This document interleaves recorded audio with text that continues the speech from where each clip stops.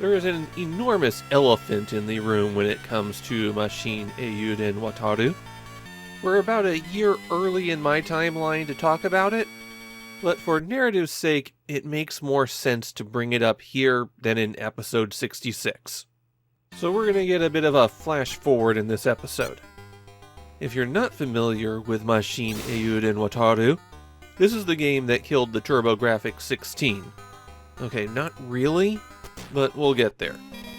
Mashin Eiyuuden Wataru, or Legend of the Demonic Hero Wataru if you want to be really literal with a translation, was an enormous multimedia franchise. While the centerpiece was an animated series, it was designed as a merchandising machine, pumping out albums, novels, comics, and of course the reason that I'm here, video games. It was one of the pioneers of this kind of franchise media blitz in Japan, cynically planning out the whole thing in advance rather than letting it grow naturally from response. It's a scheme that blew up in a lot of people's faces over the years, but in the case of Wataru, it was extremely successful. Wataru's first game was released for the PC Engine, and it is definitely a game that was intended to sell solely on the license, because there's no way that anybody who is just looking at it as a game would want to buy a copy. When I put in Mashin Eiyuuden Wataru, I was thinking, okay, maybe my memories of Keith Courage are being unfair, and this is the original version. Perhaps something got screwed up in bringing it to the US. No, Wataru is an incredibly mediocre game. It's not an unplayable disaster, but it is something where you'd choose anything else to play. The story of Mashin Eiyuuden Wataru is... let me read the story from the manual. The popular cartoon is now a game. Play as Wataru or Ryujin Maru depending on the area. The goal is to bring peace to Sokai Mountain, which is ruled by Doakuda. And there you go. That is the plot of the game as given by the manual. There are 14 stages to make your way through here, and they come in pairs. First, there are the Wataru stages, where you're the human-looking Wataru, and you fight your way through some villages, beating up guys for money and hopefully buying upgrades. At the end of those stages, Wataru boards Ryujin Maru, the devil god mech that he pilots in battle. And then there's a Ryujin Maru stage, at the end of which is a boss. The one boss that doesn't show up, however, is Doakuda, even though he was the one mentioned in the story.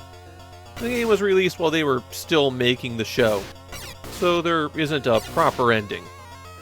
As your typical 4th grader sucked into another world, Wataru is capable of jumping extremely high and hitting people with a laser sword.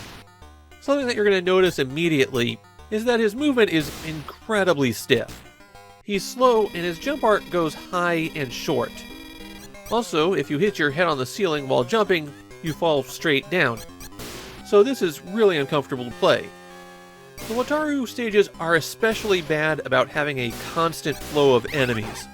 It's a problem that you'll find throughout the game, but it's really bad with him. As soon as you destroy one, another one appears. Since Wataru requires money, and it only comes from these enemies, you're going to stop in place and grind a lot. Seriously, a majority of the time that you're playing as Wataru, you're going to be doing exactly this. The reason for that is Wataru buys the upgrades, and there are 3 things that you can purchase. First is health. You probably don't want to buy that. Unless your health is extremely low on the Wataru stages, just don't pay for it. Second, you can buy charges for your sub-weapon. Don't bother, the sub-weapons are useless. Finally, you can purchase a sword upgrade. These are used in the Ryujin Maru stages, and they alternate. One increases the length, the next increases the power. And the price of the sword upgrade doubles every time. The cash grind is so bad in this game that when I used to play it back when the game was new, I just skipped every other upgrade, only buying the ones that increase the sword power. Well, except the last one, because the last one is a sword length increase. You might think that your problems are over when you get to the Ryujin Maru stages, because at least here you move faster. Well, no. In these areas, the terrible stage design really gets a chance to shine. I hope you like blind falls into nothingness. enemies spawning in as you jump over pits, and platforms that appear and disappear at such an irregular schedule that you'll start wondering if they're functioning at all. There's also spikes that instantaneously kill you, which will sometimes be off-screen where you don't know that you're jumping into them. You only get one life in Mashin Eiyuuden Wataru, though there are infinite continues that take you back to the exact same stage. You lose half your sub-weapon charges and half your money when you continue, which is just another case for not using the sub-weapon. There are 5 different sub-weapons that you pick up from enemies. They're just the little blue ball that has a number in it. Pressing up and 2 will shoot this, and it's just a bullet. Different numbers might add additional shots, or how they spread, but it's still just a straight bullet, and it does less damage than your sword, and your sword stuns enemies, and your sword attacks faster than it. So why would you ever use the secondary weapon? These stages sometimes have alternate paths, but they're very short and they don't really amount to much. There's also not really anything to find except the boss. Enemies will drop hearts, and sometimes a heart will just give you a permanent health upgrade, along with refilling all of your life. Once you're at the maximum health bar size of 8, then these mystery hearts that look exactly the same as the normal hearts just give you a free refill. Hearts only drop from the large enemies, but large enemies continually spawn in if you stand in the correct spot. So the obvious thing to do is just stand there with something easy to fight and kill it over and over again until you have the health you want. You'll notice that a hit does not take away a heart. The hearts seem to represent about 4 points of damage. There are enemies that will do extra damage, but not many of them, and it's mostly the bosses. The bosses in Mashin Eiyuuden Wataru are incredibly unimpressive. For the first half of the game, it's easiest to just damage race them. Mash button 2 to attack, or use auto fire if you're using one of the later PC Engine controllers, and they die a lot faster than you do. Of course, all of these early bosses become regular enemies in the later game. If you're finding the game to be too difficult, and mostly that will come down to bad level design, there is a cheat code to help you out. Hold down buttons 1, 2, select and run, then turn the console on.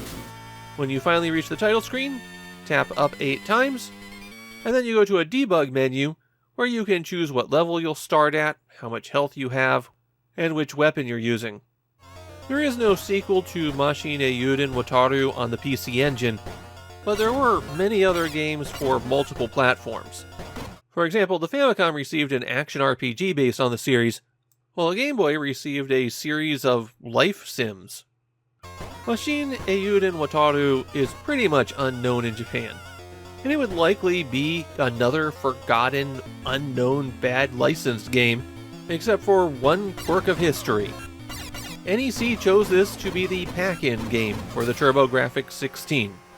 While Hudson was the guiding force behind the PC Engine in Japan, NEC took over how it was distributed and marketed in the US, and they botched pretty much everything. The first thing that NEC did was change the name of the console.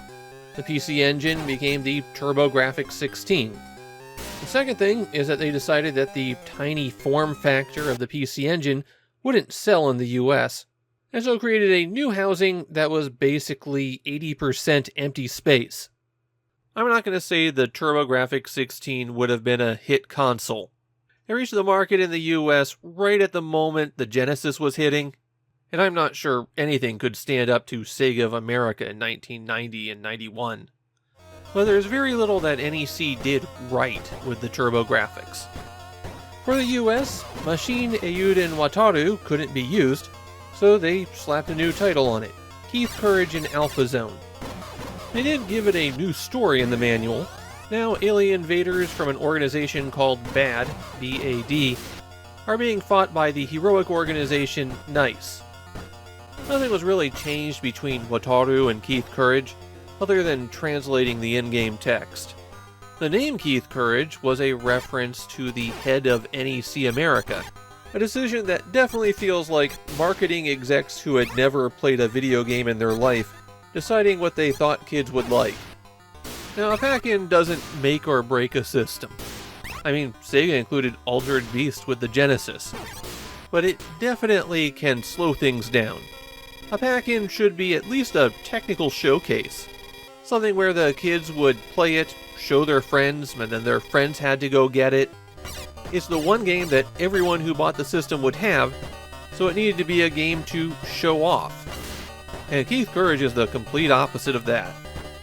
People tend to point to it as the reason the TurboGrafx died, but it was just one of dozens of incredibly bad decisions that NEC made. Even if you change the pack-in to R-Type, you'll still have the bad marketing, the slow drip of games, the high-end price, the effectively required add-ons. Using a truly bad game like Mashin Eiyuuden Wataru as the console's first impression can't solely shoulder the blame for the TurboGrafx. It was still a really bad choice, though.